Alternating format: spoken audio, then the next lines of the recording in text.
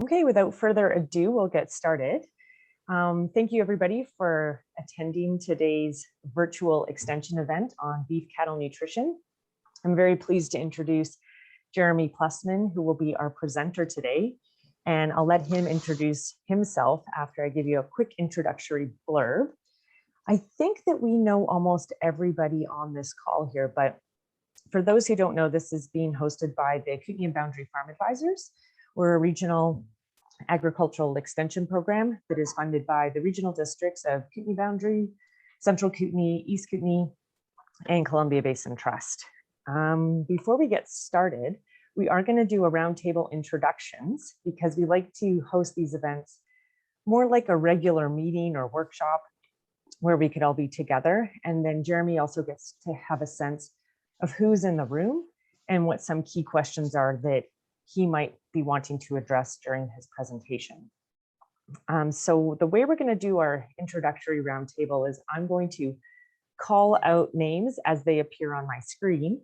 And if you can unmute yourself, give us your name, where you're located, and as an icebreaker, one question that you have about ruminant nutrition or any question in general, just to put you on the spot. So if I could please start with Dale Drown. Hey, good morning, everyone, and nice to be part of this. I run a farm north of Golden in Blayberry, and so this, I think, using this technology is fabulous at this time of the year. That saves us traveling and also allows us to maintain all of our chores back here on the farm. I don't have any specific question right now, but I look forward to hearing Jeremy's presentation, and perhaps later on I will have some questions. So thank you, Rachel. Great, thank you. Peter Tresher?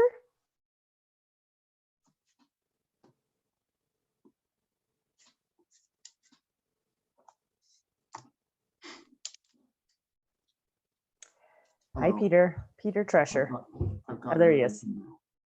Yes, Peter Tresher. I'm from Briscoe. It's a bit north of Radium. I'm interested in cattle nutrition, so I've signed up for this program. I'm interested in what programs are available on the computer to balance rations, so I'm interested to learn about that. Great, thank you, Peter. And Honor Neve.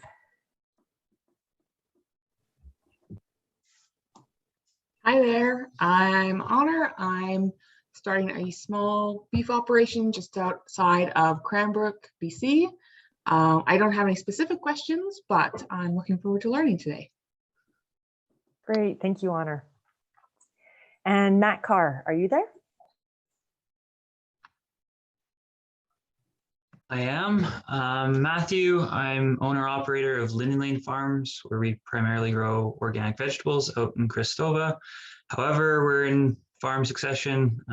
We lost my grandfather last spring, and my grandmother runs a herd of 30 cows, 100 goats, 150 sheep. And so we're just, me and my father are trying to learn more about the livestock side of things. So I don't have any particular questions right now.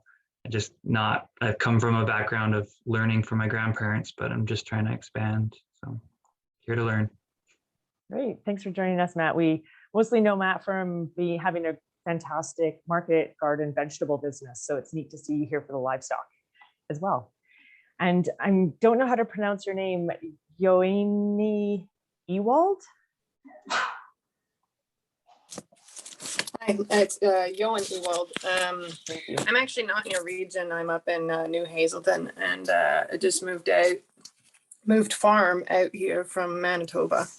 Brought a small portion of my cattle out. So I'm from here, BC, but the climate and vegetation's all new to me, as is the feedstuffs availability. So I'm looking forward to learning some strategies to make the most of this new landscape.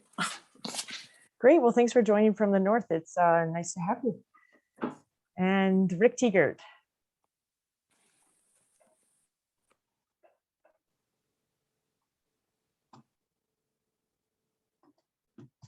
There we go. Radium Hot Springs, looking for information on how to balance hay and straw rations, especially because of hay shortages this year. So looking at options for feeding out. Thanks. Great, thanks, Rick. And Eileen Collins. Hi, I have a ranch just south of Fort Steele.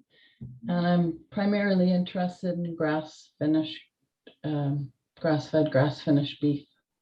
So any information around that would be great. Thank you. Great, thanks so much. And Tyler Morrison. Hi, everyone. My name is Tyler Morrison. I'm actually just in the tractor feeding, so I'm in the middle of my beef nutrition.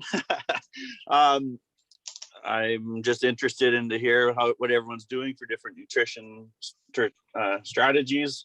I'm also the president of Kootenay Livestock, so I'm here to gather information to bring back to the organization to our members. So thanks for putting us on.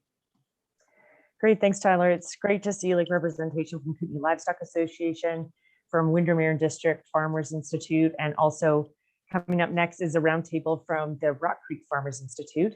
That's the group of people you see at the top of your screen there, and they've all gathered together to watch this event because the internet is medium in Rock Creek, and it also is a great opportunity to stimulate discussion. So Eric, do you want to facilitate a roundtable in your room?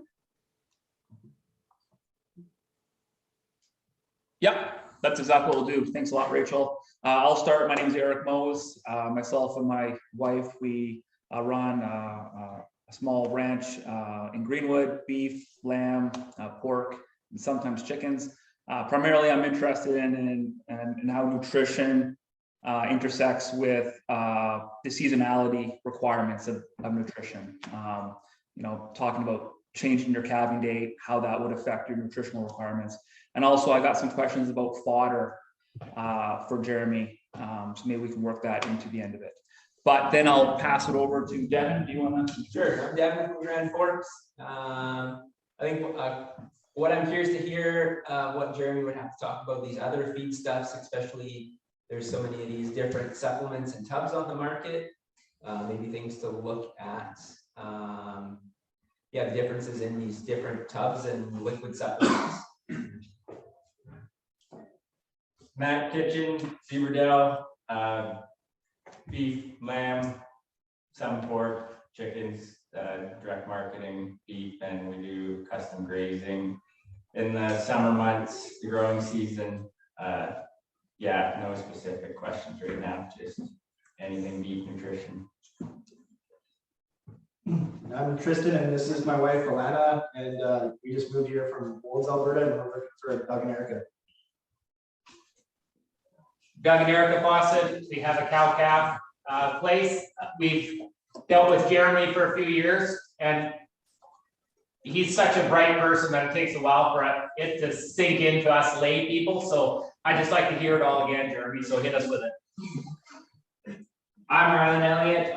Me and my parents run a cow-calf operation in Bridesville, BC. Yeah, we actually work with Jeremy one-on-one a bit, and I'm just here to learn a bit more. So. And I guess I'm Lacey Newsom. I'm actually from Didsbury, Alberta, and I'm his girlfriend. I'm taking along. Perfect. So that's the whole gang here. And so collectively, we're the Rock Creek Farmers Institute, which is an old organization going back to 1907. And this is one thing that we're looking at is getting back into the education game, providing opportunities exactly like this. So thanks a lot, Rachel, for putting this on. Great, and I'd like to extend a thanks to Doug Fawcett, who's in the room there. He was the person who connected me with Jeremy. I visited Doug, a few months ago, and I said, what should we do for extension? And he said, beef cattle nutrition would be a great topic, and I know this guy, so we'll hand it over in just a second. I have a couple more people to introduce. Adele Workington.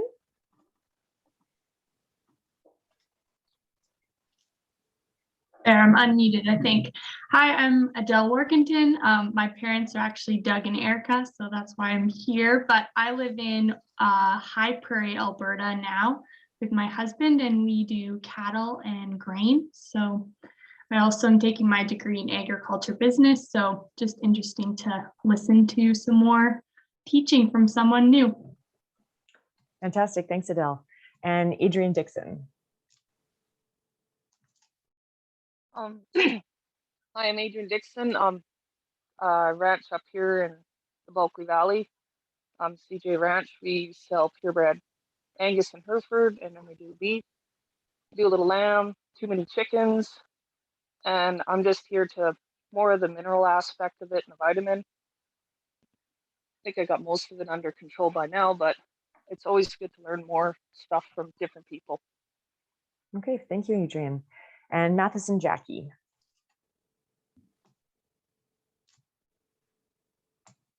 Hi there, sorry about that. I'm originally from Kamloops and grew up on a ranch there, and just noticed some friends who had posted the link and interested in learning a bit more. Okay, thank you so much. And Selmo Jack.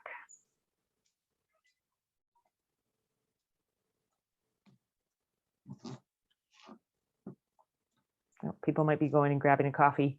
Christina Forbes. Good morning. My name is Christina Forbes. I am the beef and bison specialist for the province, acting in Laura Code's maternity leave right now, formerly a regional agrologist, and I'm just looking to brush up on some university beef nutrition that seems like it was 100 years ago now. Thanks for having me. Thanks, Christina. It's so nice to have someone from the ministry join us today, so thank you. And Mike Malmberg. Yes, hello. It's great to be here. I'm just south of Fort Steele, and I'm really interested today to learn about some aspects of selecting minerals for beef cattle wintering on homegrown hay products. It's great to be here and excited about this seminar. Great, thanks, Mike. That's everybody who's participating from a producer standpoint. I am just going to have Danielle Smart open her camera. I can introduce her quickly as a new member of the KBFA team. And I did want to mention that Mike Malmberg is also a general advisor with the farm advisors as well. So we're all interconnected somehow. And Danielle, this is Danielle Smart. She's just joined the KBFA team. She's based in Kimberley. I'll let you quickly say a quick introduction there, Danielle, and why you're interested in ruminant nutrition. Thanks. Yeah, I actually recognize a few names on the line, but those of you who don't know me, I'm Danny Smart. I'm based out of Kimberley. As Rachel said, I'm just transitioning out of my current role with East Kootenay Invasive Species Council and moving across to Kootenay Boundary Farm Advisors. So I'm really looking forward to start connecting with folks and getting to know you all and trying to help you out as much as I can. Thanks, Danny. And Andrew. Yeah, no, lots of you guys. Good to see some new faces too, and really looking forward to Jeremy's presentation. I wanted to mention one thing. Jeremy said he likes to be interrupted, so please feel free to, oh, I work with the KBFA. Sorry, I'm here with Rachel. Please fire your questions into the chat or throw up your hand, and I'll be watching to see if anyone's got their hand up or throwing stuff into the chat, and we'll try and interrupt Jeremy or save them for the end, whichever you'd prefer. Thanks, Andrew. And Andrew's our technology wizard here today, helping me out because it's definitely not my forte, a source of great anxiety, actually. Much better in the field, but thanks for taking the time to do a roundtable, everybody. It really gives our presenter, Jeremy, an opportunity, like the context of who he's presenting to. And I know myself presenting virtually, if you don't know who you're presenting to, it's hard to contextualize how to focus your presentation. So thanks for taking the time, and I hope that it also gives you as participants a sense of who some of your agricultural neighbors are in there. Without further ado, I'm going to hand it over to Jeremy. He's going to introduce himself and put on his screen share, and away we go. Excellent. Thanks, Rachel. Very much appreciate the opportunity. Sorry, I just got to look around. So yeah, just want to say thank you very much for the opportunity and the connection from Doug and Eric, obviously, but this is going to be fun. Love hearing the roundtable and the questions that are coming. I'm going to apologize now. There is nothing in this presentation on minerals, but don't hit end yet. I will. I'll incorporate some of that as we're talking. that is a whole nother can of worms. This time, with a few round discussions, we decided that, yeah, maybe the basics of the basics on animal nutrition would be covered. Minerals are a huge piece of that. That is actually what my specialty is. So would love to get into that more with you if I don't cover off what you're looking for the few of you that brought that up as questions. And then the tubs and the other feedstuffs, we'll definitely delve into that. I'm going to focus mainly today on forages. Let's be honest, we're all cow-calf operators here, and forage is king. Like, this is what these animals eat. This is what you provide for them, and understanding how they utilize it is today's goal. So hopefully this brings a lot of what you experience on your ranches and farms into context through the academia side. I'm gonna hopefully start to put some numbers and some reference points, and hopefully give you a better understanding of what actually happens to that feed once it goes into the animal itself. So a little bit about myself. I've been involved in dairy nutrition now for 20 years. Got my start in the dairy side, obviously. Started that about 20 years ago with, back in the day, a company by the name of Unifeed, which has been bought and sold and tossed and turned, I don't know, half a dozen times since. Did my nutrition training through their program, their in-house training program, through a company by the name of AKI, which was since bought out by Cargill, or since bought out by Provimi, and then since bought out again by Cargill. So at the time, AKI was actually has their beginnings in mineral nutrition in swine. And from there, they continued to grow their business into ruminants. And so all of my nutrition grounding is there. I like to joke that, yes, I have a college degree, which gave me the opportunity to learn how to learn. And so I continue to do exactly that, which I appreciate organizations like KBFA or FA, who is giving you guys the opportunity to continue learning as well. And hopefully I can give you something as we go through today. So worked in the feed industry for 5 years, realized that, you know what, I have a passion for nutrition. I have a passion for working with my clients directly, not so much a passion for selling feed. It's not my shtick, but went out on my own after that with a business partner. We started Valley Nutrition, which is the company that I own, which is a consulting first, mineral premix company second. Started that 13 years ago. And yeah, we now have a premix plant in Langley, BC. It's kind of a plant of, yeah, it's our last chance opportunity kind of thing. What we try to do is, like I said earlier, my specialty is minerals. We try to focus on custom mineralization for our clientele, because as we're going to get into today, you all have different forages, you all are from different regions, and the soils that you have there is where that mineral profile comes for the forages, which is what your animals eat. So being that all animals need to be properly balanced, we do a lot of customizing of mineral programs to match the forages and the soil samples from your ranch. So on that note, I think we'll get started. As Andrew said, please feel free to interrupt. I find these presentations can get a little long if I drone on for the entire hour plus, but sparking some conversation or even answering questions as we go, hopefully will be beneficial to everyone. So on that note, off we go on my mouse here. Okay, so here's the outline for today. Basically what I want to do is define what nutrition actually is. So we're going to go through the basics of it. We're going to get into understanding some of the analytics that come off of a forage analysis. Then we're going to dive into actually how those forages are processed by the animal, for what purpose, and how she actually or he actually feeds themselves. Then we're going to jump into how to properly provide the nutrients they need. And we're going to get into what forages work best, or probably a better way to put that is, how do my forages, how to understand what I'm providing. Hay is not hay, cereals are not cereals.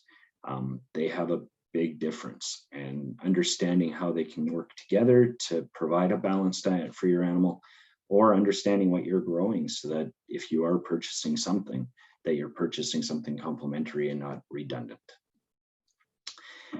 And then after we get through the forages, we'll dabble a little bit with the grains, just giving everybody kind of an understanding of, as a nutritionist, what I'm looking at when somebody tells me they want to feed barley or they want to feed oats, what I'm looking at, what the difference is between barley and oats and corn, because they are similar but dramatically different at the same time.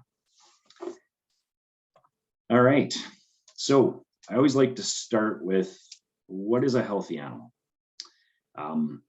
Because to everybody, this is slightly different. We all like to say a healthy animal is an animal that's producing well, doesn't give me any grief. That doesn't always mean, in everybody's eyes, that's not always the same definition. So when I get here, I like to also break this up. Which animals are we talking about? Are we talking about the productivity of the offspring? How much gain do I get on my calves? How big is my frame size on my animals? How efficient are they on feed? Or are we talking our brood herds? Are we talking about the seed stock, or just our herd that we're looking for that cash crop of calves out of every year? And that can be a totally different rate of healthy. Healthy could mean how long have they been with me? How productive, how many bull calves do they throw? How many heifer calves? How robust are their calves? How much problem do they cause at calving? What's their feed efficiency like? So they kind of sound the same, but they're not. As a nutritionist, I would look at those two things very differently. I like to also, when you get into the minerals, since mineral was brought up a little bit, I also look at the mineral profiles that I'm feeding those two different animals quite differently. On a mature cow, a dam, I'm looking to maintain the health status she's at, the homeostatic status of her mineral profiles. On young calves, I'm trying to unlock their genetic potential. So I'm going to feed their minerals differently, in the fact that I'm trying to push them to achieve their maximum. A cow, that's kind of set. As she was growing up as a calf, there's only so much more I can try and untap. My goal with her is to keep her healthy so that she can be productive for as long as possible. So I think it's a great place to start, is to ask yourself, really, where's your focus? Is it on my cash crop of calves, or is it on my seed stock? And yes, there is focus on both of those, obviously, because there is economics that play into all this. But at the end of the day, I think that is a great question to start at if you're looking to get into the mineral profiles and why you're trying to push one way or another. Has a little less to do with forages, but it kind of plays there well too, because yeah, for a young calf, we're trying to grow aggressively. We're trying to get as much forage, high quality nutrition into them as we can. That's going to dictate maybe what crops you're planting as well, or how you're planting. Or am I feeding them silage? Am I feeding them hay? Am I feeding them grain? Those are all questions that can start with, what is a healthy animal, and what animal group am I looking to focus on? Okay, keys to ruminant nutrition. So the key to ruminant nutrition, I think, in my opinion, is remembering, ironically, I put this picture here as a bit of irony. The key to ruminant nutrition is remembering that we're dealing with ruminants. Ruminants are unique to the world in the fact that they can harvest cellulose as an energy source. Monogastrics can't do this. Monogastrics need to be fed concentrate grains, starches, because that is what they can harvest. Humans can't do this. Yes, we eat some plant fiber, but let's be honest, we would die if that's all we ate. We can feed plant fiber, cellulose, to cattle, and cattle can thrive on. So I think when you can understand and grasp that, you really start to realize the efficiency that these animals provide us as ranchers, as farmers, And if we can understand that and unlock that, that's actually where our economic picture becomes viable and can thrive, is the fact that plant cellulose, for the most part in this world, is a throwaway product. We'll get into a little bit as we get into feedstuffs, but something that I have really enjoyed harnessing is byproducts. Byproducts out of the alcohol industry, byproducts out of the milling industry, flours. There is a ton of byproduct that there are companies in this world dying to find a way to get rid of, and you have the answer in your cattle. Your cattle can digest that as an energy source. They can digest that as, it's part of the NFC fraction, it's called. It's the soluble fiber that we're after, that these animals can actually harvest and thrive on. So going back to the picture, the irony of the picture is I put this here. It's a group of finishing steers. Traditionally, these animals have been fed more like a smooth wall ruminant, we would call it, or a monogastric, where we pour the grain to them and we get the gains. But in today's world, I know you guys are all seeing this yourselves, barley has never traded at $9 a bushel until 2021. Now we're pushing $9.50 a bushel. We used to buy barley for $2 a bushel, maybe $2.25. That economically is make or break on growing cattle. And the feed industry, the feed yards in Southern Alberta are feeling it this year.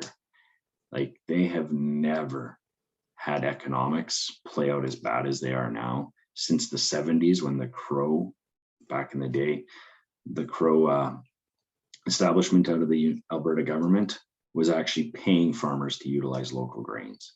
And that's kind of what stimulated the heavy grain load to cattle, because we found we can get 4 pounds of gain a day on cattle with grain.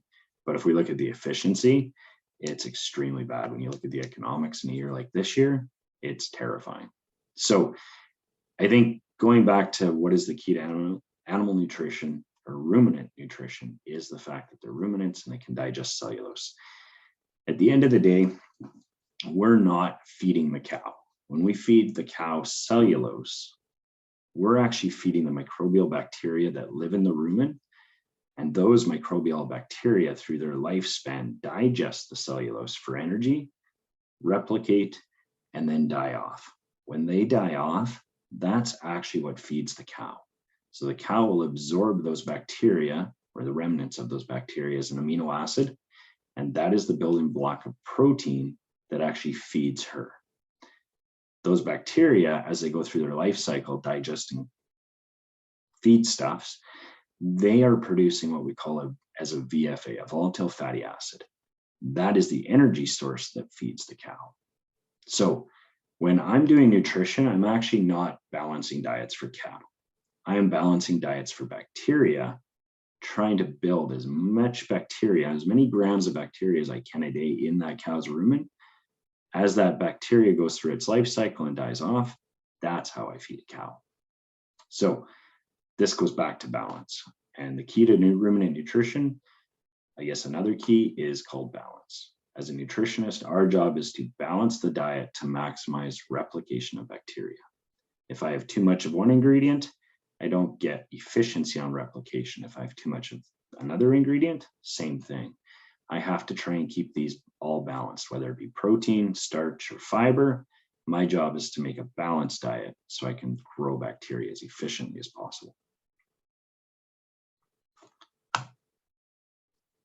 So, a couple of basics to nutrition. You're going to hear me say a word, dry matter. You're going to hear me say it a lot. What dry matter is basically, as a nutritionist, we're looking for a static plane where dilution doesn't play into it anymore. When you tell me you feed your cow 30 pounds of hay or 30 pounds of silage, that's a very different amount of nutrition. Being that silage would be 70-ish% water, water has no nutrition. So if we're feeding 30 pounds of hay and 90% dry matter, I've got roughly 27 pounds of dry matter feed going into that animal. If I'm feeding 30 pounds of silage at 70%, I've got about 9 pounds of dry matter going into that animal. So the reason we remove water from the equation as nutritionists is 9 pounds and 27 pounds. There's a big differential of actual nutrition, calories, proteins that are not accounted for unless I speak dry matter. So really, if we're feeding an animal 30 pounds of hay, that animal should eat roughly 90 pounds of silage for the same dry matter and therefore the same nutrition, same calories, same percentage proteins. But if I talk in percentages, I get this dilution factor with water still involved in the equation. So dry matter is kind of one of our fundamentals. We only speak intakes in dry matter as nutritionists. We do the quick conversion in our heads when we're talking to ranchers and laymen, because when you put 30 pounds of feed in front of a cow, it's physically how much weight you put in front of a cow, or a loader bucket, or whatever, a bale, whatever the measuring stick is. But that percentage of water makes a huge difference on how much feed has to go into that animal. But if I remove the water, then it's static. It's always that 25 or 27 pounds of dry matter. So it's one of those basics that sometimes gets overlooked, sometimes is totally misunderstood, sometimes it's just never been explained. So I always like to start here and go, okay, we're always going to talk dry matter basis.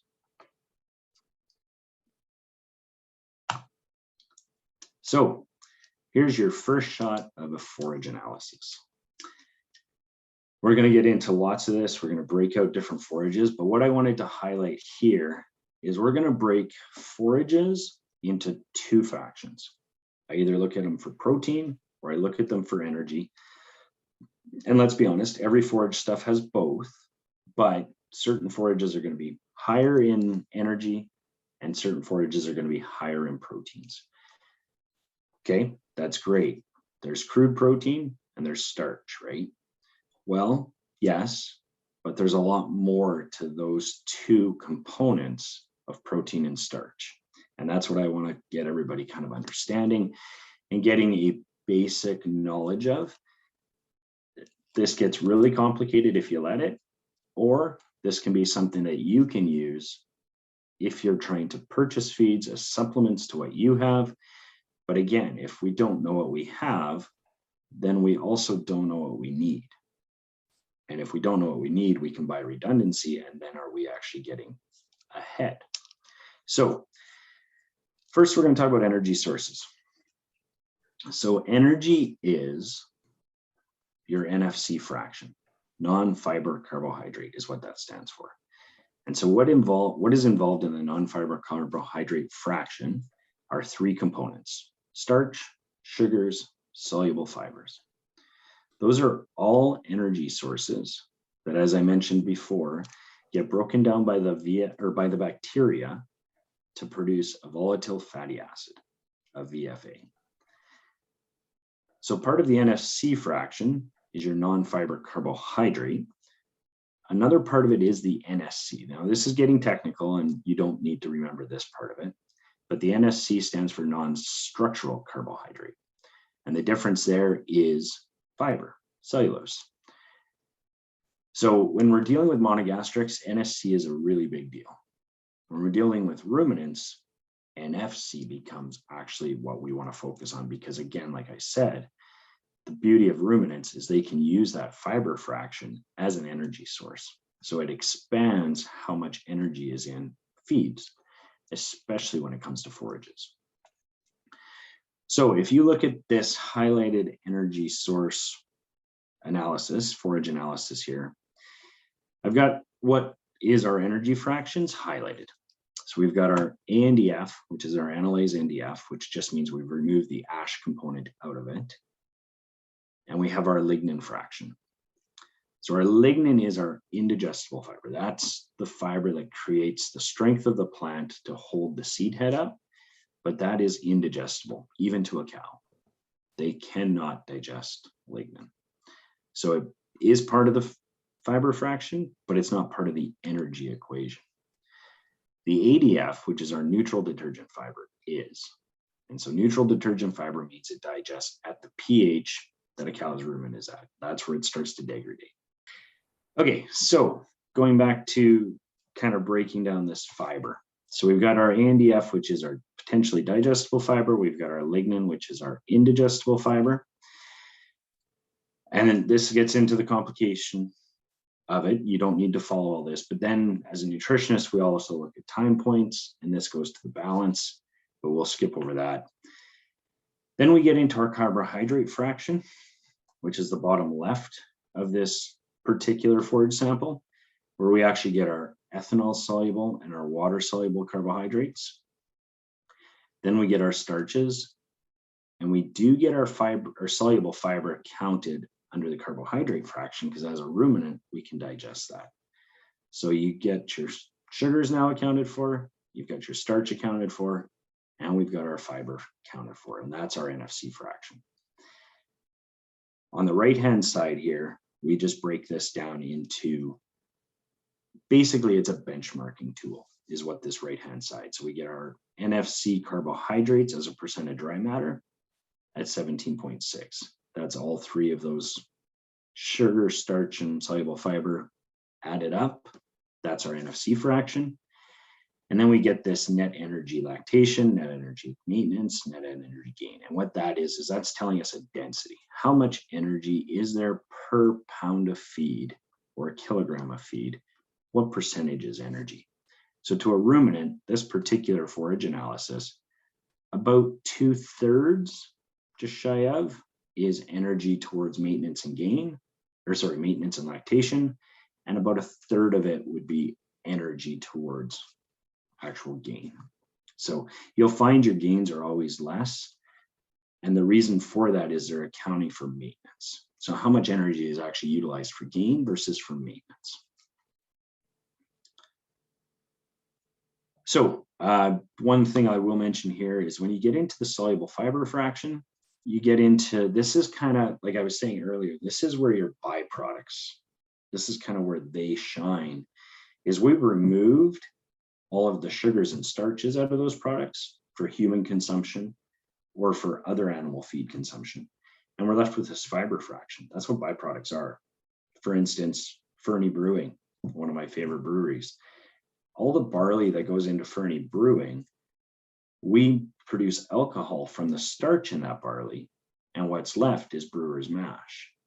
Brewer's mash is the fiber fraction of the barley. It is a fantastic cow feed. Brings a little bit of protein, brings soluble fiber. It's palatable. It's a great feed, and it's clean of any other contaminants, mycotoxins or molds or yeasts, because it's been food grade barley brought in through a food grade processing plant to produce alcohol. And we're left with this completely clean, beautiful byproduct that somebody's looking to get rid of, that we can then give to a cow and produce energy from. So that's where the soluble fiber fraction comes in. From Southern Alberta, beet pulp is another great one.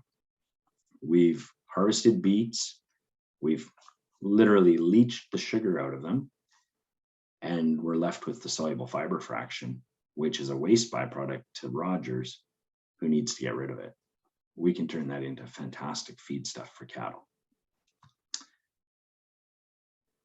All right.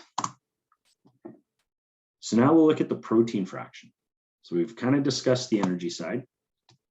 So again, proteins is not just crude protein.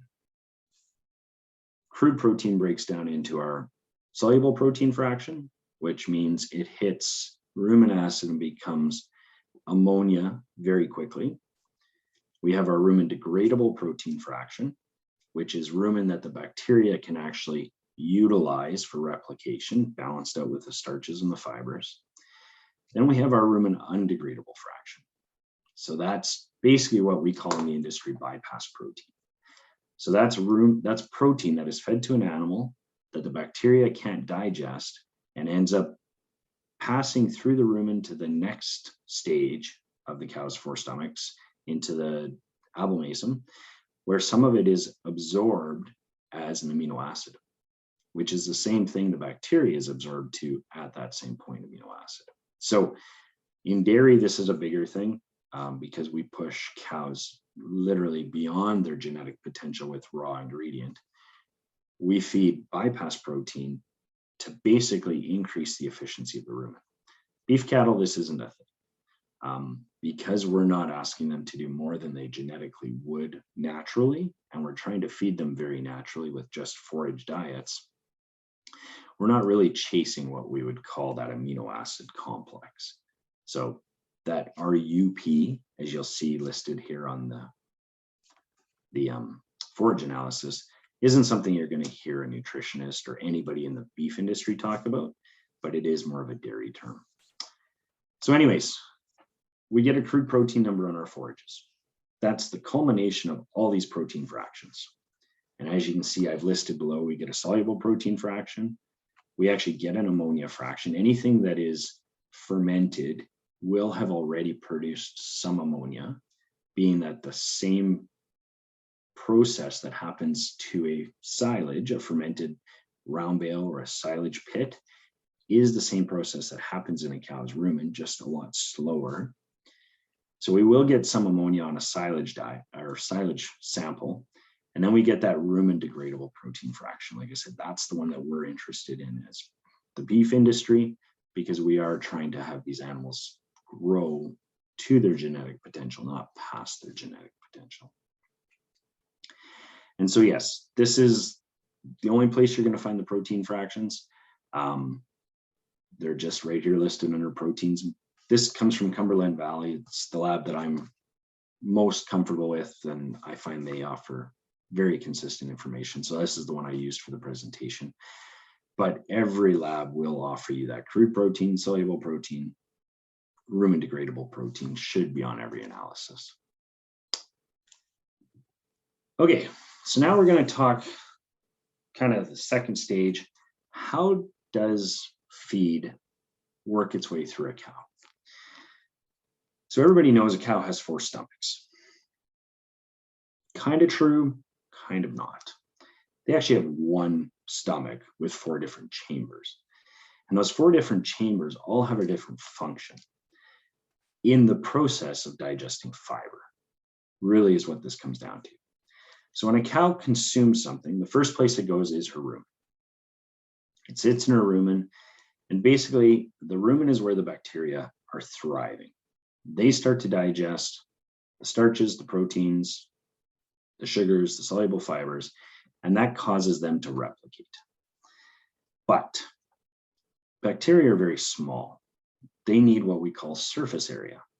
So the smaller the particle, like if we feed a strand of hay and you cut your hay in your field and it was 1.5 feet tall and it's in a round bale or a bale of some sort, and it's 1.5 feet long, the surface area that that product has is kind of set.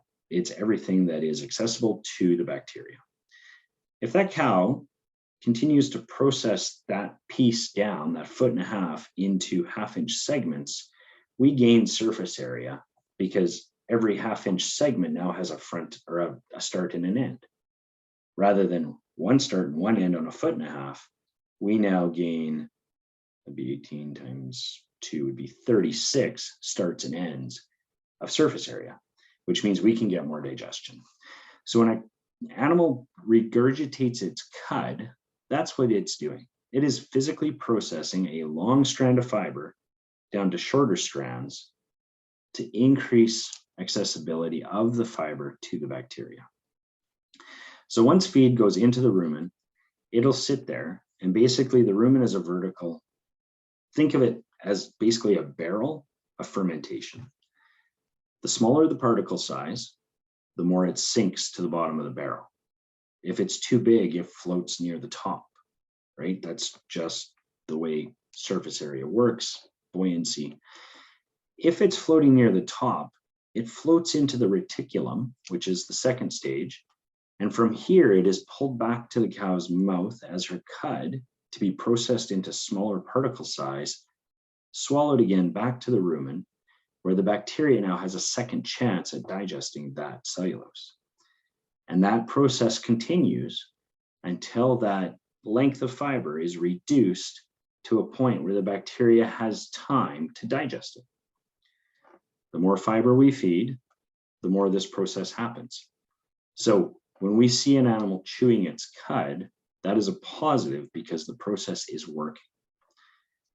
However, if we see an animal chewing its cud too often, now we've gone backwards and we're not getting enough intake of nutrients into this animal, because now we've limited the time they have at the bunk or the bale or the feed ground, because they're sitting processing fiber that's taking a very long time. And we'll get into this briefly later. It's called rate of passage and rate of digestion, but this is how the system works. So the cow eats, cow swallows, goes to the rumen.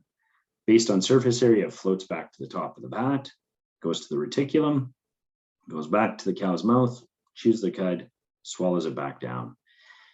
Eventually, once these particles are small enough, they will move through a finger-like projection at the bottom of the rumen, and they will fall through that finger-like projection into the omasum.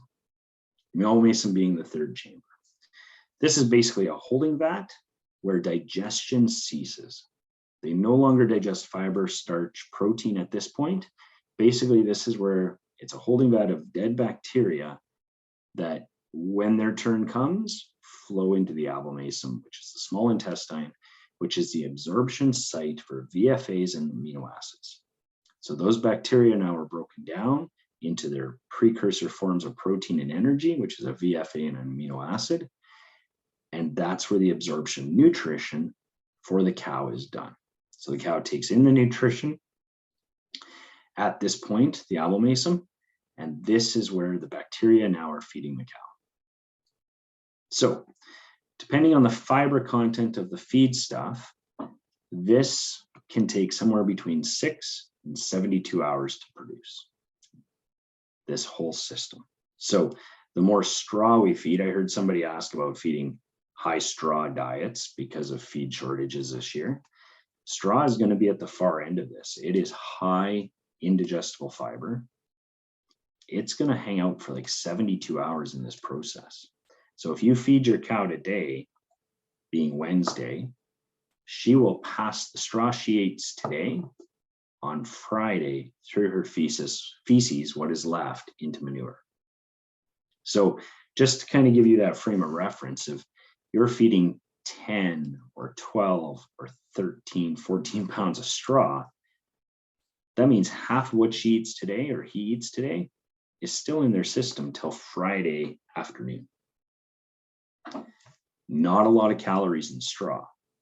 So this is where we have our balancing act of how much fiber can I feed, how long can I allow for that fiber to hang out, and still reap the benefits to the animal that it doesn't go backwards and actually lose weight on a full belly.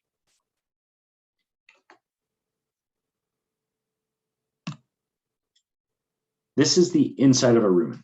If you cut a cow open and you pull its innards out, obviously, you slit the rumen, pull the feed out, the residue feed that's left there, wash it. This is what it looks like. This is an extremely healthy looking rumen. So again, if we go back to the whole premise of a nutritionist is not to feed the cow, but feed the bacteria. Feeding the bacteria means the bacteria also needs somewhere to live. Where the bacteria live is in this luminal lining. So what this is when an animal, a ruminant is born, a calf is born and it drinks mom's milk. We call this a smooth wall ruminant. The inside skin tissue, their luminal lining of the rumen, is actually perfectly smooth. There is no undulation to it. There is no growth to it. This all happens at about 3 to 5 months of age, where a ruminant, a smooth wall ruminant, a baby calf living off milk, turns into a ruminant. And what this is all this undulation here is actually papillae growth. These papillae are little projections that come off of the luminal lining, the inside wall of the rumen, and they create surface area. That surface area is where bacteria grow and they replicate. The more surface area we have, the more bacteria we have. The more bacteria we have, the more fiber digestion we have, or nutrient digestion. The more nutrient digestion we have, the better efficiency we have for our animal. So at the end of the day, our ultimate goal is to produce a rumen that looks exactly like this. If we end up overloading an animal on grain, a ruminant on grain, we end up going back to what we call a smooth wall ruminant. That grain overload ends up dropping the pH in the rumen below 5.6. And at that point, we end up creating basically an acid burn of that skin tissue, and we kill off the papillae. If we kill off the papillae, we now reduce the homes for bacterial growth. On top of that, like any acid burn, if you get an acid burn, you create scar tissue. If you create scar tissue, you can't repopulate papillae growth. It will not grow papillae where the scar was. What we end up getting is an ulcer. And you probably don't see this a whole lot in your industry, but you talk to the feeders that are feeding fats, they lose an immense amount of their animals due to ulceration of the rumen. And they call it HBS, hemorrhagic bowel syndrome, where we actually get a hemorrhage, we perforate that ruminal wall, and they literally bleed out and go septic because of that scar tissue, that damage done to the rumen, the luminal lining, and they're dead within 12 hours. They can go from eating to dead, and there's nothing we can do to stop that, except provide good rumen health. So, like I said, not so much a beef issue or a cow-calf operator issue. We usually have extremely healthy rumens. However, getting into higher straw diets, you're trying to fill their belly with straw, which is that fiber that digests super slow. Quite often you'll see ranchers start feeding more grain to augment the amount of calories or nutrients we're putting into that animal. And we get into a thing called slug feeding.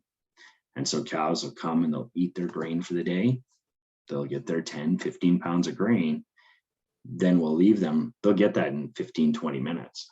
Then we'll leave them for the other 23 and a half hours of the day to eat straw. Well, she may or may not. And if she doesn't, that pH in the rumen really can drop, causing that scar tissue happening. So this is where balance comes in. The better we can balance her diet mouth to mouth, the better we can slow her intake of nutrition, the better for her own benefit. I always liken it to feeding my kids a candy bar. Yeah, I could probably feed them a candy bar 3 times a day, and I would get this immense sugar rush. I'd get this immense, energy burst, and then they wouldn't feel so good 6 hours later. And if I did that continually, they're going to actually stop eating candy bars, which maybe I should have tried a few years ago because they still enjoy their candy, especially my son. But feeding him his Brussels sprouts and his broccoli was actually the right decision. He didn't like it, but it was the right. So same idea, like just to bring it right to layman for you guys. That's kind of how I look at it.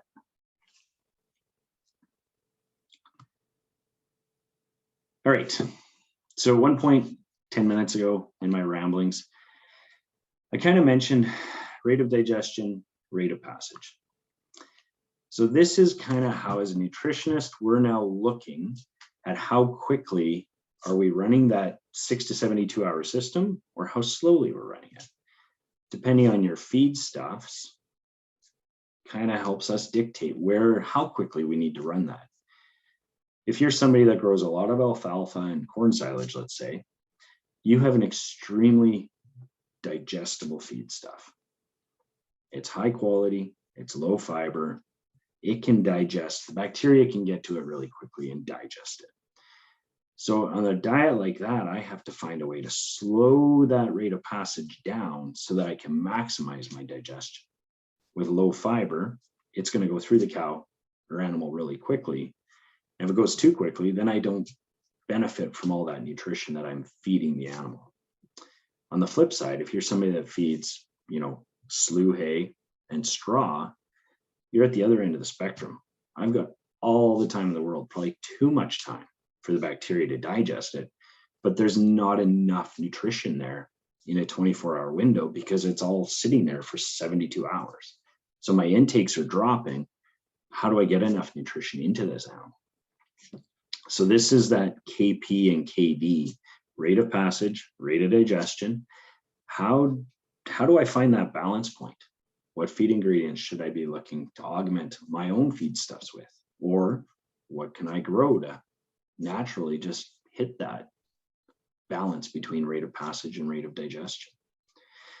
So yeah, I think that's about as simple as I can make that. It can get really complicated really quickly, but that is about as simple as it comes, where we're just trying to find balance, giving the bacteria the time it needs, but also the nutrients it needs to replicate and grow.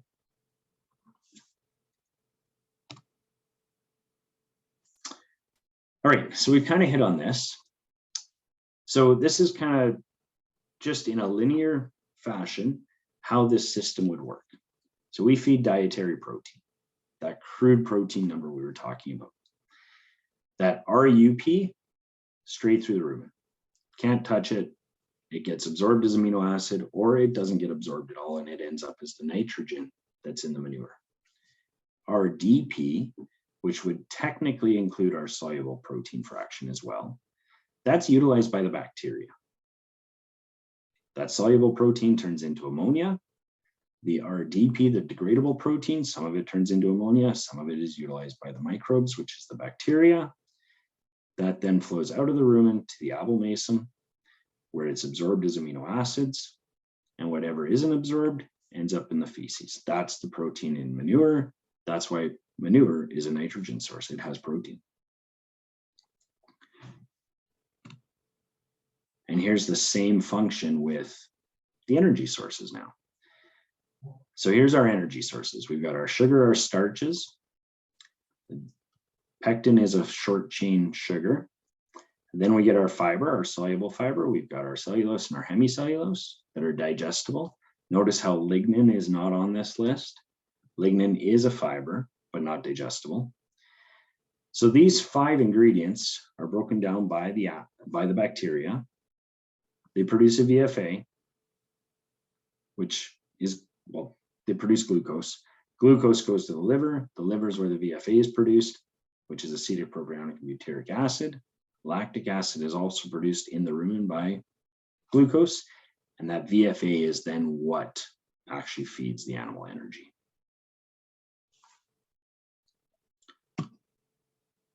So what does that all mean?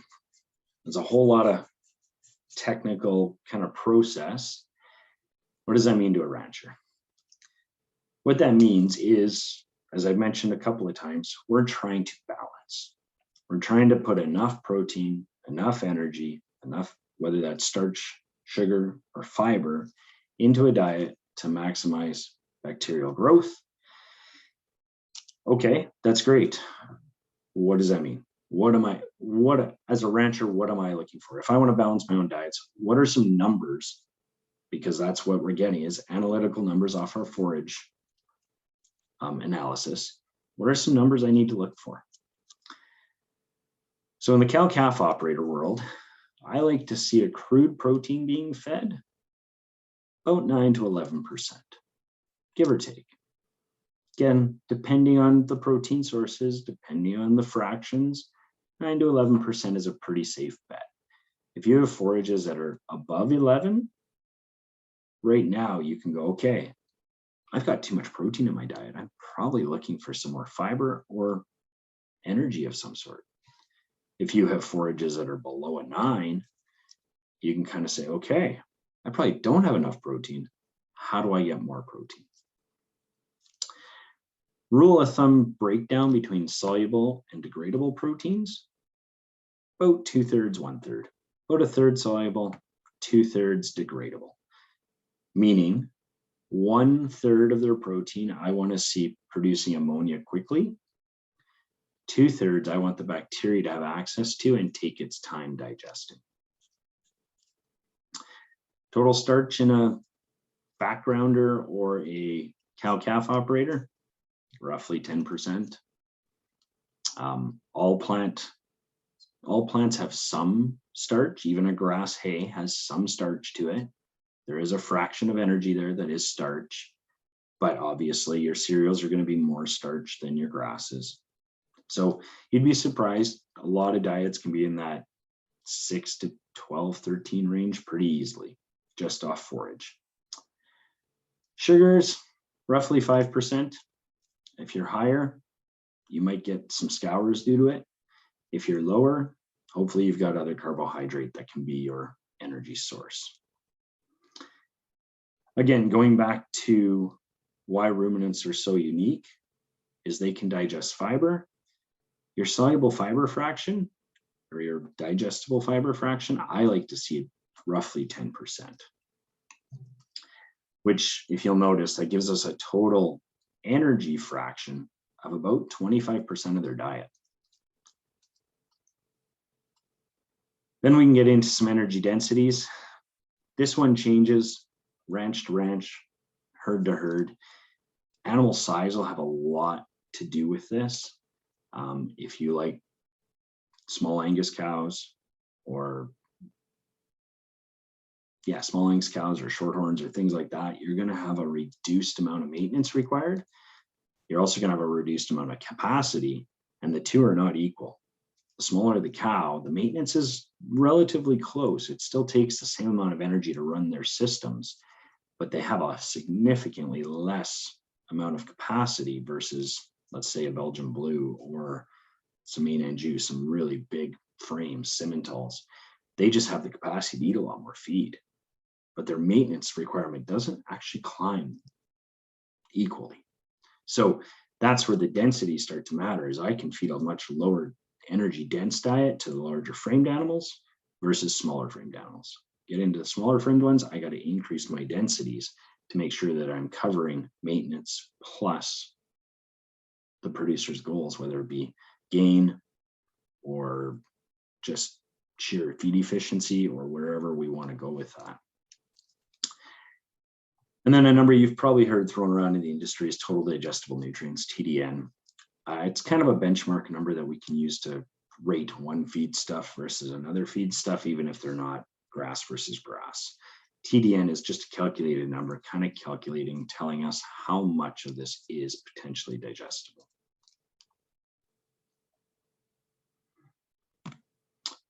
Any questions on that so far?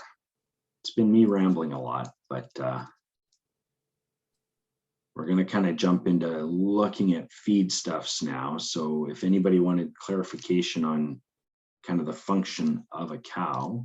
Jeremy, I'm no expert on any of this, so a lot of it's probably gone over my head. If anybody else wants a review on especially those balances and targets, personally, I was wondering what your assessment of that example was. The previous example, you gave us the benchmarks, and it seemed in the example some of the benchmarks didn't match the sample itself. Gotcha. Yeah, no, the sample, I don't even know if that's a beef diet I pulled up. To be honest, that might be a dairy diet. Yeah, I'm a little high on protein, definitely high on soluble. But at the end of the day, again, these are my goals. Whether I hit them or not really depends on the feedstuffs I'm given. But yeah, no, it is a beef diet. I'm low on my densities. Sugar's low, starch is close, soluble fiber is there. But at the end of the day, I may not be hitting all those targets that I want, but this is where we can get into the more depth of it. Rate of passage is not in front of us there. So if I am low, but my rate of passage is long, I might be able to reap those nutrients anyways. It's just going to be a feed efficient diet, I call it, because we're not going to get much for intake. But good observation. Thanks, Jeremy. And just to mention to anyone, if you don't know, down in your bar at the bottom, under reactions, you can find a hand. If you don't want to type it in the chat or anything, just go ahead and stick that hand out on the reaction and we'll catch you. I had a layman's question, Jeremy. If you're feeding an animal a high protein diet and it's going through the animal really quickly and you want to slow that down, I'm gathering you give it some more fibrous feed. does that actually slow down the digestion of those high protein stuffs as well? Or is that high protein stuff still going through at the same rate, and then the forage is just there to slow down that part? Or does it slow the whole thing down together? It can slow the whole thing down together for sure. Because what we end up doing with fibers, we create a thing called the rumen mat, which is, again, going back to that vertical fermentation vat. If you have large fiber sources, they tend to float. And so we have this thing in the middle of the rumen called the rumen mat, which is all the fiber we've been feeding that animal. And it's too large to fit in through the reticulum into the omasum, so it stays in the rumen. So if we have a dense enough rumen mat, we'll start catching those feedstuffs inside that mat, which are high protein, high digestibility, and it'll get drugged back up through the cud chew process and get processed finer. And it'll get caught in that rumen mat. The same thing goes with grains. Grains are extremely small particle size, but they get hung up in that rumen mat and then end up being held above the reticulum, going back to the cud chew for further processing. So it does actually benefit that rate of passage, increasing our rate of digestion. Okay, thank you. Yeah. We have a question from Rock Creek. Yes, thank you, Jeremy. Going back to that flow chart of where all the protein goes, where does urea fit into that? Whether it fed through a protein tub or a mix with the molasses. Yep. Where does urea go in that? Yeah, well, that's a great question. So urea it's pure soluble protein. So as soon as it hits rumen acid, it's producing this ammonia. So ammonia is a requirement for the microbes' replication. It drives the fiber digesting bacteria replication. So feeding urea is actually hugely beneficial if you have a high fiber diet that is not bringing a lot of crude protein, because what it's going to do is help replicate the bacteria that can help digest that fiber. The challenge for feeding urea is overloading the animal with ammonia. What ammonia does is ammonia is osmotically pulled through the rumen wall into the bloodstream, and that's where it's actually held. So an animal has a BUN, a blood urea nitrogen level. The more ammonia they're producing in their rumen, the higher that BUN number climbs in their blood. And the reason for that is there's a system within the cow called the urea recycle system. So when an animal has a meal, builds up her ammonia because she's getting that protein that's digesting into ammonia, being pulled into her blood, she can then store it so that she can continue to feed that ammonia out of her blood back into the rumen to stimulate the population growth or replication of bacteria without having another meal. So she can eat today, go lay down for 6 or 8 hours, and continue to feed the system by pulling it out of her blood. So the challenge with that is if we flood her urea recycle system and we end up with an excessive amount of ammonia that has to be stored in the blood, it's like a gas tank. After the tank is full, it overfills, and we end up losing that ammonia at an energy cost to your animal. So now she has to actually excrete ammonia, which they do through their urine, and they can actually literally sweat it out through their skin. But all of that takes energy. That's energy that we fed, then we're now overfeeding energy to deal with our overfeeding of protein or urea. So it's a double negative. Now, economically, you're just going backwards for the sake of going backwards. So it's a great question, and it does fit, and that's how it fits. Is there any health detriments to that? Like if you have a hypersensitive ammonia recycling system to the blood, does it affect meat quality as the end product? Like is it just a strictly an economic loss, or is there a health loss, a meat quality loss? There would be a meat quality loss, there'd be a meat volume loss, right? Unless you have enough energy to overcome that now loss of energy due to excreting excess ammonia. If you're not supplying enough energy, now there's a gain loss. So that animal will utilize the energy it has for the process it needs. If you're making it utilize energy to deal with an overabundance of ammonia, and you're not over supplementing the energy, now it's pulling that energy from its own reserve, not giving you the gain you're looking for, or not giving you the calf size or calf health or immune function. She will find the energy. It's just at what cost. So to her herself, probably not a negative. To the outcome of her progeny, or possibly to herself, I guess, through immune function loss, there is a negative. Perfect. Makes sense for me. Any questions from the farmers in the crowd? Jeremy, just to use our example, going back to Rachel's kind of question, maybe you could just quickly explain what we did with our silage, like with our alfalfa and corn, and how our corn was not processed, like didn't go through and that you suggested adding some straw to that ration just to slow it down to filter that. Yeah, no, absolutely. So yeah, I've been working with Doug and Erica for a little bit, and Doug grows fantastic corn silage under pivots, high quality, like as high quality as any of my dairy guys feed. But Doug has an older piece of equipment that doesn't have a kernel processor, it's called. And so what a kernel processor is it's that piece of equipment that literally crimps the corn tight and causes that kernel to explode, creating surface area. So with Doug and his high quality corn silage, also grows high quality alfalfa silage, he was feeding phenomenal calories, phenomenal nutrition. However, the digestibilities on those are very, very quick. So what ended up happening is we were basically overfeeding the cow because there wasn't enough time for the bacteria to grasp all that nutrition before the cow was ready for her next meal. And it was literally passing through them so quickly that there was an efficiency loss.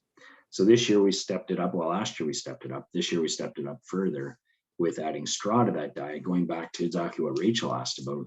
By adding the straw, we're creating a larger rumen mat that passes slowly, and that corn and alfalfa gets caught up in that mat, caught up in the reticulum, caught up in the cud regurgitation. Now we're buying time for the microbes to have another kick at the can, in essence, of digesting those calories or nutrients and absorbing that for the cow. Perfect. Thanks, Jeremy. Yeah, absolutely. Thank you. And we have a question from Adrian Dixon. What's your thoughts on Rumensin there, Jeremy? I hear it lots. We don't feed it. Kind of like to stay away from that stuff, mainly because I don't know enough about it. And if you go on Google, that's frustrating to get a straight answer on some stuff. So what are your thoughts on Rumensin? Fantastic question. Rumensin is the forbidden unknown fruit.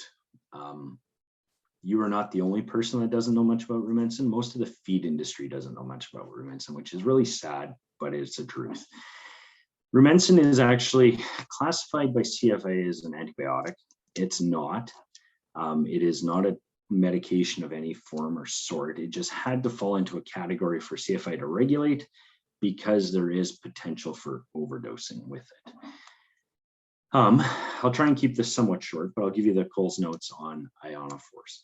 Rumensin is an ionophore. There are two other ionophores in the industry. One is being Bovatec, the other being Decox, or diaquinate.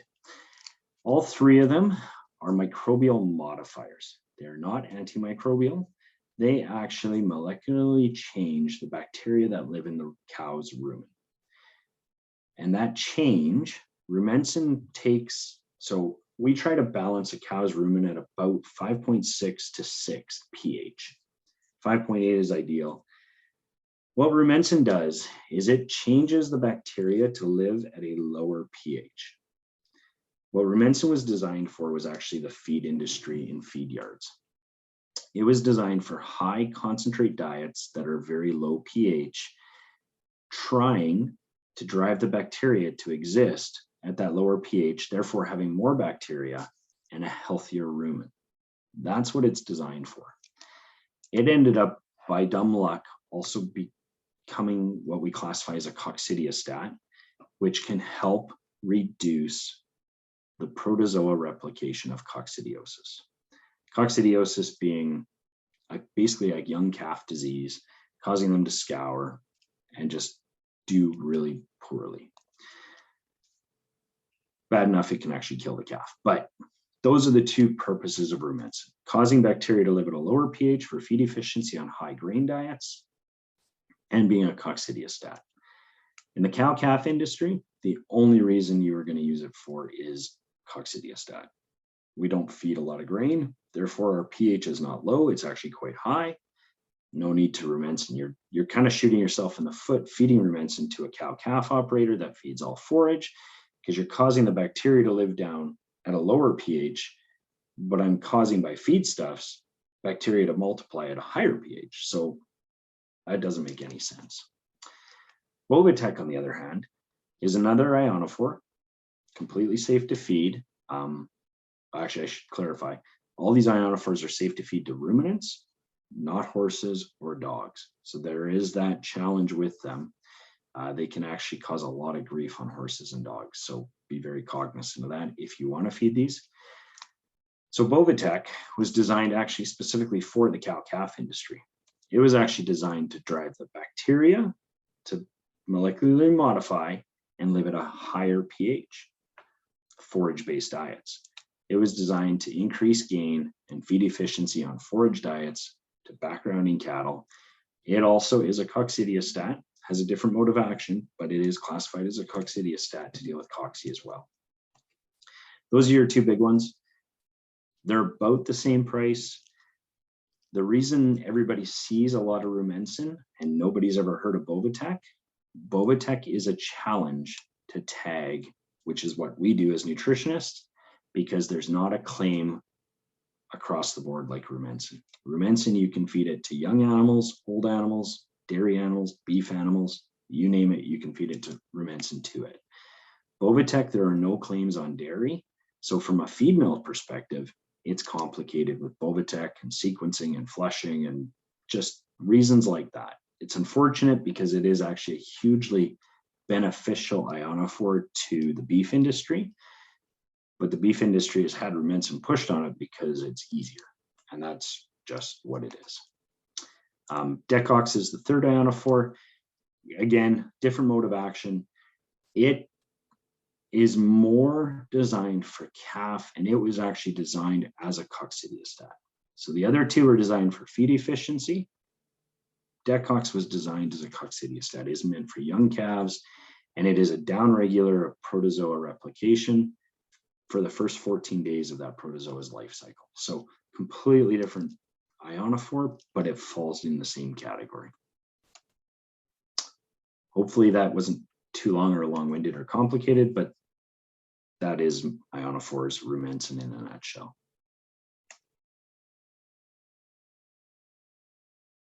Yep, she says it's the best answer that she's had, so thank you. Thanks for that. I'm kind of looking at the time, and maybe we can just try to get through the forages, sure, you know, at some pace, and then we still have time for Q&A, because the level that you're presenting at is awesome, Jeremy. It's very detailed, and so I think, you know, the Q&A could go on forever. I also want to let people know that we're going to be able to give you your slides and this recording out to participants as well, so they can review on your own time. And I see you have lots of written notes with your slides, so that will be helpful. For sure. Yeah, the forages will go quick. All right, forages. This slide is kind of the crux. So as beef operators, we've got hays, we've got grains. Some of us do silages, some have not. And then we have that byproduct realm that I was talking about. What's pros, what's cons, what's different, what's not. So I like to say, if I look at a forage analysis of two identical sets of numbers, one is 90% dry matter, one is 30% dry matter, but same proteins, same starch, same sugar, same soluble fiber. What's the difference other than the amount of moisture? Well, the difference is fermentation. So going back to how a cow's rumen works, bacteria ferment those forages, and that's that degradation that we're looking for. If I roll in the rate of passage and the rate of digestion being 6 to 72 hours in a cow, that's my maximum time period that I have to digest those nutrients. So on a hay, I've got 6 to 72 hours, depending on the quality, to try and have the bacteria reap as much nutrition out of that spec sheet, that analysis, as we can. However, if I ferment that feed, that is the same process that happens in the cow. The difference is I'm buying time. It can sit in a pile or a bale for a year and have that same fermentation happening, producing those bacteria, producing amino acids and BFAs. Then I can feed it to my cow. And the way I like to say this is I get a net energy positive out of that feed stuff. So identical forage samples, the fermented one, the process has already started, makes the cow more efficient. She has to do less of the work, but if I'm adding the same nutrition, I get to keep more of it, or she gets to keep more of it. So there's actually a benefit to fermenting feeds. And it is exactly that, it's just buying time. So with dry hays, they are easier to store, there's no question. They're easier to put up, there's no question on that. They can store for a long period of time as long as you keep them dry. And the difference is they keep that energy that you've harvested off the field by curing it. Curing the sugars really is what it does. Sugar is a natural preservative. That's what you're doing with hay, is you're preserving the nutrition by curing it in sugar. Grains is a whole different ballgame. We're dealing with, you can either purchase that or you can self-harvest it, but we're trying to harvest the seed head where all the energy has been put by the plant for the next generation of crop. We're just going to change that mode of action of where that energy goes. Silages. So going back to my previous comments, silage and hays that are identical. Okay, there's going to be a net energy positive on that energy that we're feeding. What other benefits are there to silage and what other negatives are there? Well, some of the benefits are you can harvest a lot sooner. Oops. You don't need to wait 3 or 4 days for it to cure and dry on the field. You can give it a day of wilt, 24 hours, maybe 48, depending the weather pattern. So you get faster regrowth. So if you are in that window of, hey, I get 1, maybe 2 cuts, well, silage might get you 2 cuts all the time, or it might be 2, maybe 3. Well, maybe now I can get 3 cuts. So you actually do get a positive on your land as far as production. Again, if you're putting ferment or wetter feed into a pile or a bale, you're going to get that bacteria utilization of those sugars. So it's a different energy source. Now we've changed from a sugar energy source in hays to a VFA because that bacteria is going to digest, and that's where that efficiency comes from. And like I said, we increase that efficiency of the cow. Third real available source of feed, I guess I would call, is the byproducts. We're starting to see this more and more and more. Like I said earlier, they are garbage that these processing plants need to get rid of. So they're usually pretty happy to find somebody that wants it, let alone all of it. And we're pretty happy to take it because we can actually utilize it, or our animals can utilize it. So, like I said in the intro, I wanted to kind of get everybody thinking about what they're growing, what it's bringing to the table, and maybe what you need to start thinking about is, okay, if I'm growing this, but I need to get to balance, what do I need to augment that? So alfalfa hay. Alfalfa hay is a great crop, high digestibility, usually a very high rate of passage, brings tons of protein, can bring a fair bit of energy, but the energy comes in soluble fiber, in that hemicellulose fraction. Usually it's fairly low sugar, definitely low starch, but it does bring that healthy soluble fiber. However, if we go back to thinking about our crude protein targets, not often are you going to find an alfalfa hay that's 9 to 11% crude protein. You know, alfalfas are on the low end, 14, 15. They can get all the way up to 24, 25% crude protein, depending on harvest time. So again, if we're shooting for 9 to 11, and I'm bringing excess protein, what am I looking to augment that with? Grass hays, on the other hand, yeah, they're green. They get baled up just like alfalfa does, but they are very different. Grass hay actually has a very poor soluble fiber fraction. And when you think about it, I always coin alfalfa as if you think about a pen or a pencil, alfalfa is tubular. If you break an alfalfa stem in half and you open it up, you see this white kind of compound. That's hemicellulose, that's soluble fiber. A blade of grass is really flat. There's no volume to it. It doesn't have that hemicellulose. So it has a lot of indigestible fiber and a lot of sugar, but it doesn't have that soluble fiber fraction. It also has a lot lower protein. So grasses, depending on age of maturity for harvesting, they'll get down as low as 6% protein. They might get up to 14, 15. So where alfalfa starts, grass ends on protein, but grass will bring you a lot of sugar. So it is a nice way to do an alfalfa grass blend and create that perfect feed. Alfalfa hay silage. This goes back to that previous slide about the efficiency. You can have an alfalfa hay and an alfalfa silage with the exact same numbers. Your alfalfa silage is going to give your animals more positive energy gain just because part of the work is done being fermented. Otherwise, they're the same. Low sugar, high soluble fiber, decent protein. Grass, same thing. Fermented versus hay. The difference with grass is very easy to ferment because it is a very high sugar source. So that sugar is what the bacteria thrive on. The more bacteria you can grow, the better the fermentation. Alfalfa can be a bit tricky to ferment. A big difference is alfalfa is a bunch plant, grass is a sod. Ash, dirt can cause absolute grief with fermentation. Clostridial bacteria lives in the dirt. It gets brought into the fermentation pile. It replicates faster than the lactobacillus bacteria we're looking for.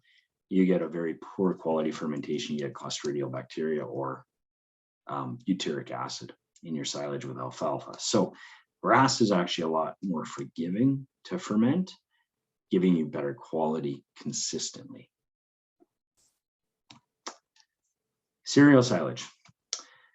So this is going to be any of your grains, your small grains, your wheats, your barleys, your oats, your rye, triticale, all that. Green feed is kind of what the cow-calf industry would call this, dry green feed, where you let it go to head, you swath it, you let it dry in the field, then you bale it as a hay source. Yeah, this one is probably the biggest difference. If you take cereals at that same stage that you would make green feed, but make silage out of it, you will be light years ahead as far as nutrition quality goes. Green feed is actually a misnomer. There is very little energy in green feed. There is actually a huge negative draw on energy because so much effort is putting into digesting that lignified cereal plant. Basically, you're feeding green straw with some grain at the end, but the grain doesn't have a whole lot of surface area. It's not easily digested. So green feed is a real challenge when you look at the energy value of it. However, cereal silage is the polar opposite. This one is the biggest gap between nutrient specs, dry versus fermented. If we can give cereal silage time to ferment, this is as good as corn silage. Whereas if I cure it, I dry it, I make green feed, I'm feeding straw with some grain available to the cow. Corn silage, not everybody has this ability, but if you can grow corn silage, you definitely do not need to feed grain to your animals. Corn silage is your grain source. It is highly digestible. It is full of soluble fiber. It does not bring much protein, quite often 6 to 8% crude, but good corn silage in the right growing matters, you could be 25 to 30% starch on this product, and you can have another 15 to 20% soluble fiber. So this is all about energy, corn silage.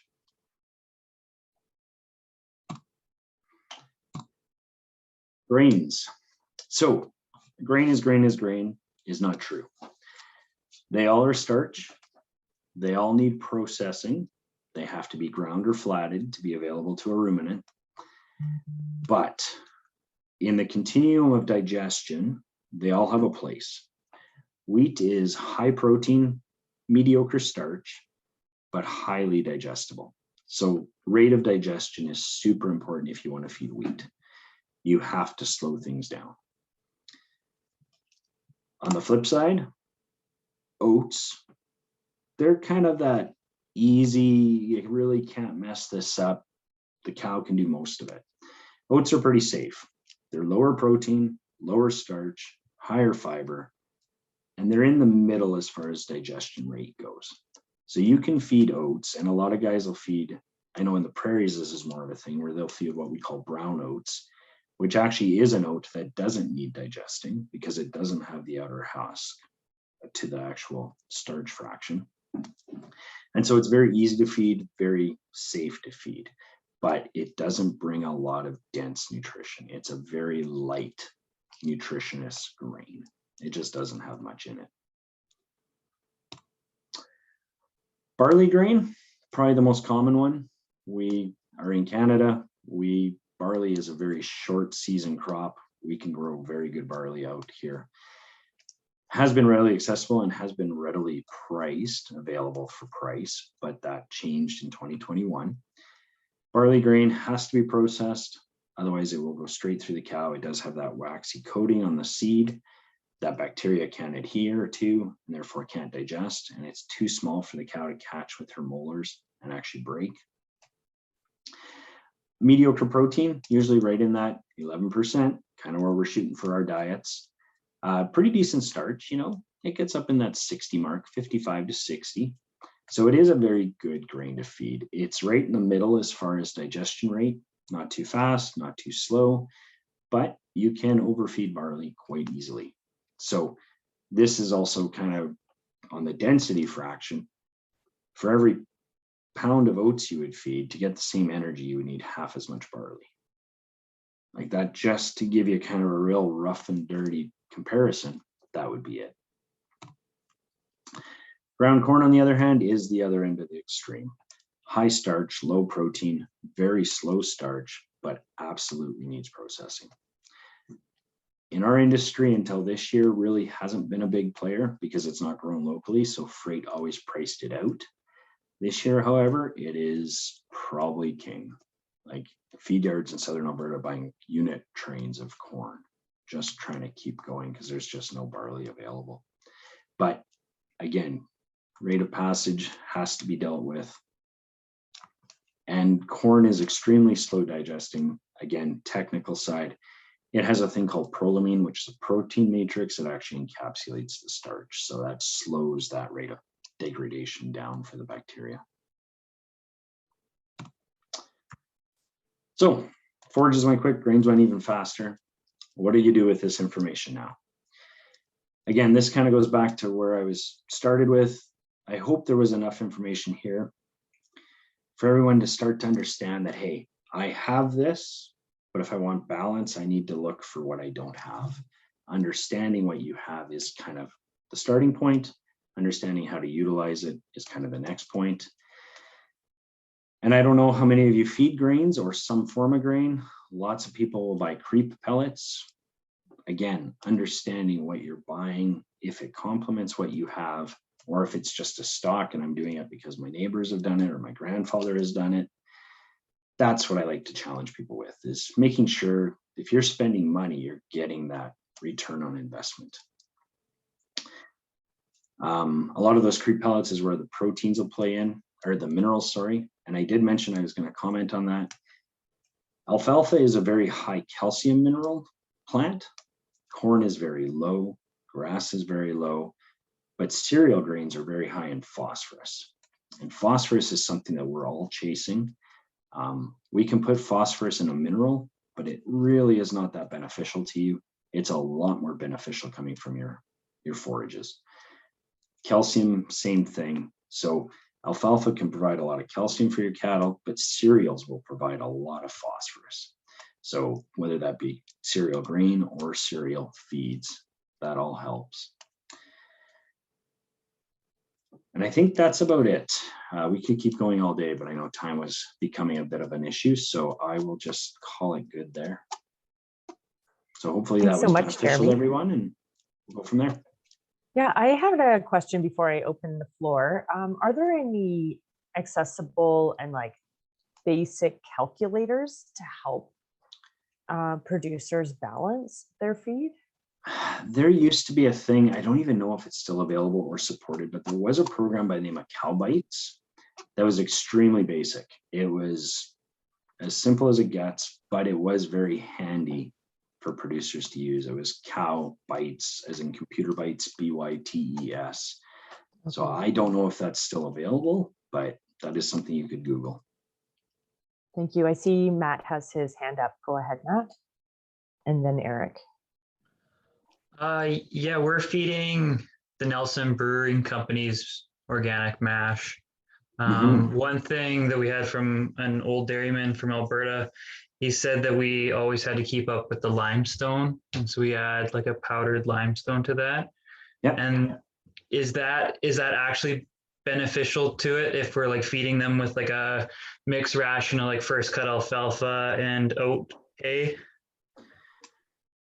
I would say if you're feeding a decent amount of alfalfa, you probably don't need to bother, to be honest. Alfalfa usually run about 1.5, 1.6% calcium. It's highly available. And an animal only needs about 0.5% of her dry matter being calcium. So, you know, it's pretty easy to hit that if you have 5 pounds of alfalfa in a diet on a dry matter basis. And then roughly with using like those spent brewer grains for like beef, what's would be your kind of target for poundage wise or whatnot? Like ours is kind of based off of availability, and we try and give them like a 55-gallon barrel every other day. Is that better to do it every other day, or should we be splitting that up? Personally, I would say split it up and do it every day. I know it's more work, but again, consistency of diet. We are trying to not feed the cow, we're trying to feed the bacteria. The bacteria have a very short lifespan. It's just hours. So if we have brew today and no brew tomorrow, that bacteria is continually having to rebuild its population from zero every second day. Awesome. Thank you. Yep.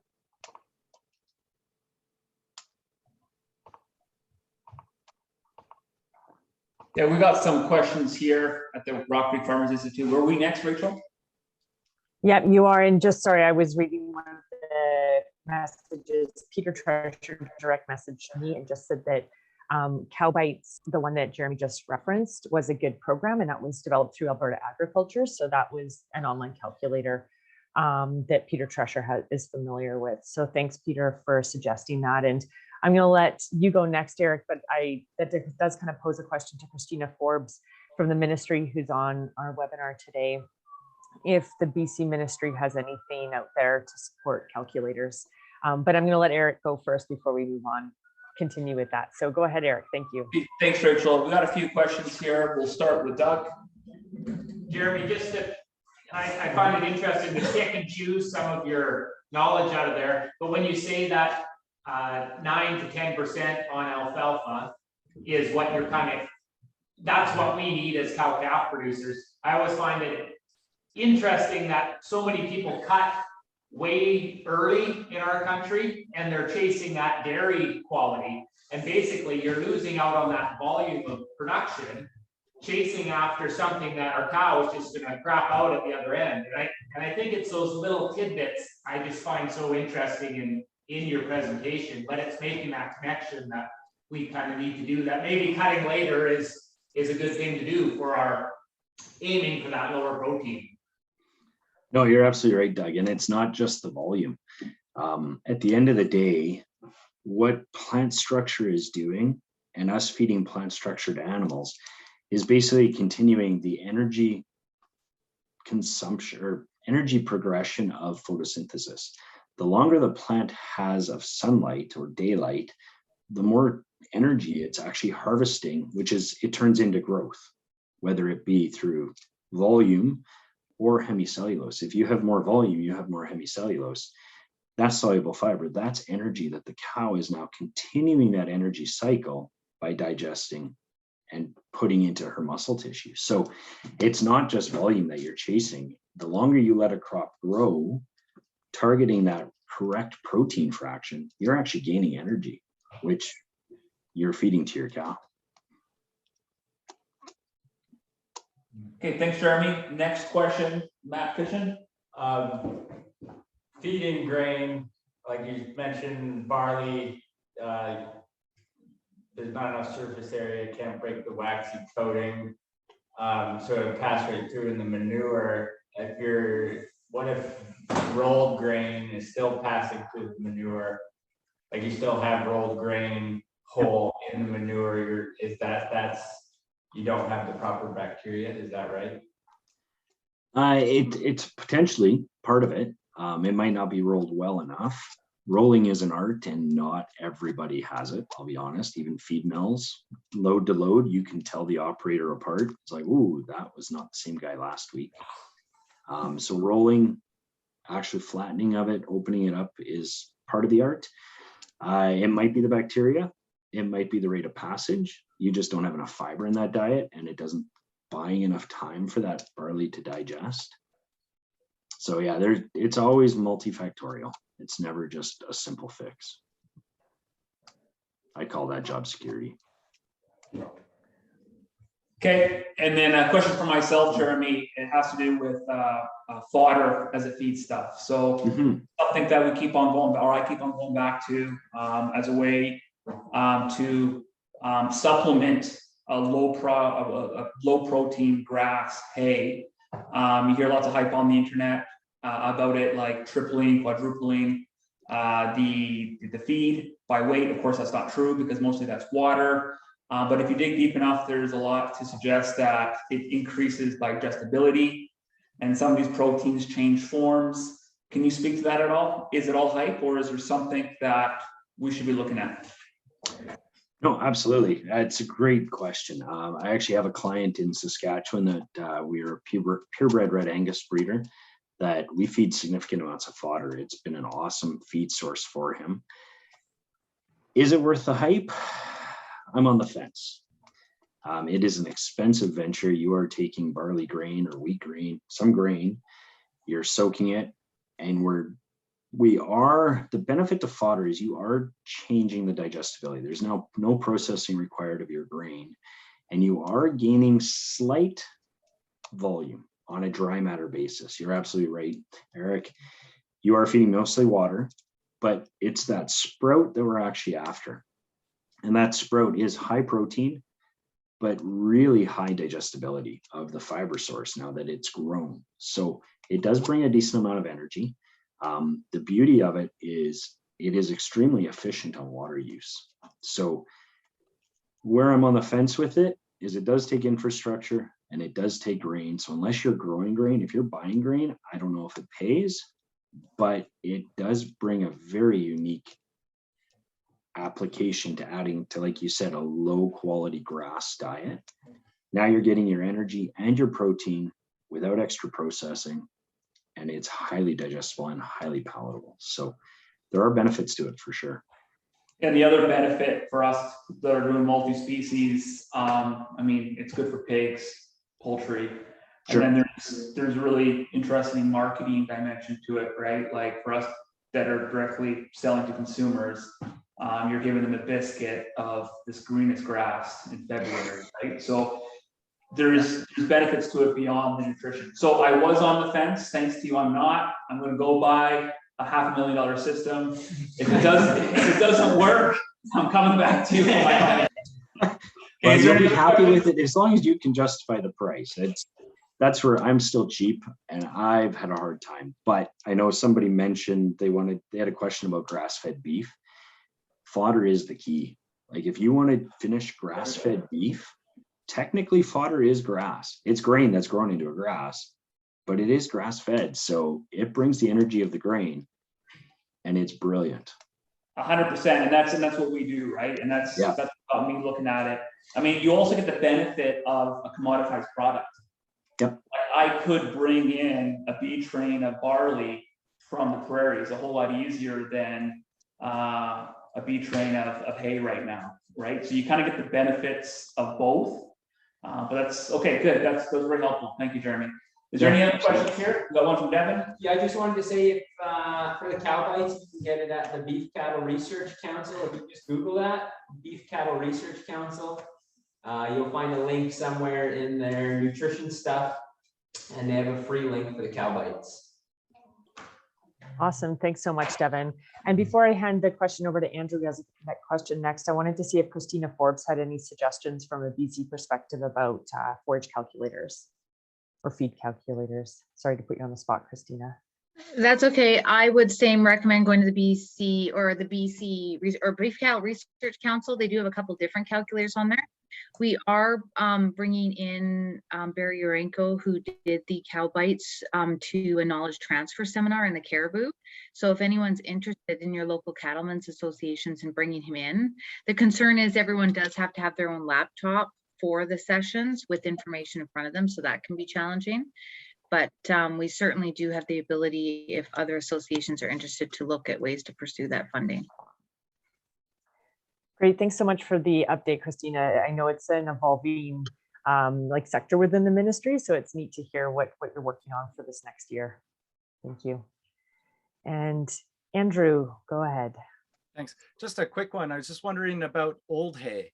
And if there's a change in nutritional profile over time. For example, this year I'm feeding my animals hay from last year because I bought so much last year, and this year was a bad year to buy hay. But I'm wondering about if it degrades over time, and then some of it, it's got a little wet maybe on the outside, bit of mold. I'm wondering, like old moldy hay. That's the question. So old hay, no problem. It actually is preserved the way you put it up. It actually doesn't degrade. The mold factor is the issue. Yeah, that will degrade those mold spores, that bacteria that's growing and rotting, that is starting to consume some of your nutrition as well as bring extra goodies that you really don't want to feed. But if you can keep it dry, hay is hay, it'll be the same. Silage, on the other hand, you've got about 18 months before it starts actually showing a regression in nutrition. So silage, there's a con to silage, I guess, is if you're going to make silage, don't try and feed it 3 or 4 years later. It will not be the same. Thanks. Great, thanks so much. And Eric, one more question? Yeah, it's Devin. Devin has lots of questions. Hey, Jeremy, back to your point about silage and how it's already starting the bacterial growth. Would that be the reason, and what's your thoughts on inoculating your silage? So inoculating is always a very trepidatious line for me to walk. Basically, inoculation, you are adding the same bacteria that will naturally grow. What you're doing is you're expediting the process. So even on my dairy clientele, I tell them, look, if you're going to be into that feed within 3 months, the money is well spent on inoculation, getting it there faster. If it's going to sit and preserve and ferment for 3 months, you're going to be there. So I don't have a lot of friends for this next comment, but I feel it's true. It's a very expensive option. It's not worth it if you got time. Thank you. Great, those are the tidbits we're looking for.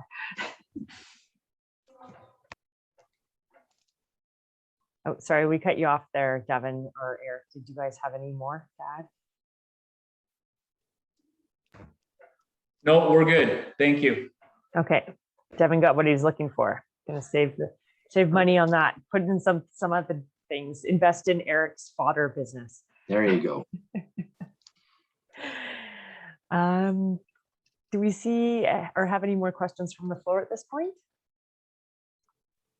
I just had a quick question in regards to when producers change over from corn to barley, and if that's more price on the price point or to do with finishing calves or the feed source. Just wonder what the in your experience why they change from corn to barley in a traditional diet, not like this year. Yeah, to be honest, I don't know why anybody would move away from wheat or barley, to be honest. Logistically, corn's always a nightmare. So what's driven it this year is the economics, there's no question. The challenge with corn in a finishing diet is it also has a tendency, and again, this comes down to nutrition, and as we learn more, we're getting better at this. But in the past, a fat diet was always done on as-fed numbers, which makes me laugh.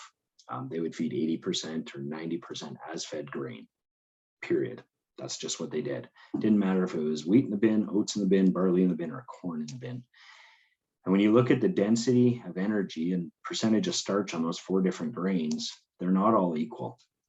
And so what would end up happening is a lot of the fat in the fats would go yellow. And consumers are picky, they're finicky, they want it the way they want it. It's completely the same, it's healthy, but it's just tinged yellow, not white. And there's actually a sale demerit due to that. So again, why take that chance if you don't have to, of getting that yellow gristly kind of fat? But like I said, the more we understand about rate of passage and rate of digestion and prolamine and bacterial growth, we are becoming a lot more efficient. And I've got lots of yards now that we use corn strictly based on economics, but we use it just as often as we do our small grain cereals. So I don't know if that answers your question, but hopefully. Yeah, that's great. Thank you. We're good to let Jeremy go, I suppose. And I just wanted to thank everybody for coming out today and contributing to some rich discussion. That was a fantastic presentation, Jeremy. Thank you so much for taking your time today. I will be sending this recording and Jeremy's notes out to everybody probably within the next 4 days. It'll be posted on our website to be archived in the forever memory of today's fantastic online event. And if you have any more questions, just send them along to me and we'll direct them in the right place. We do have some more forage extension events coming up in January. On the 19th, we're going to be diving deep into forage analyses with the BC Forage Council, and Mike Witt's going to be helping us go through everybody's independent forage analyses if they have. It's mostly like a question and answer around interpretation. And then on January 26th, we're also going to be doing something that reviews on-farm research templates, and we'll be looking at Jamie Haynes's project on the 26th and Tyler Morrison's on February 2nd. So thank you so much for attending, and I hope you have a terrific day. Perfect. Thanks, Jeremy. Thank you.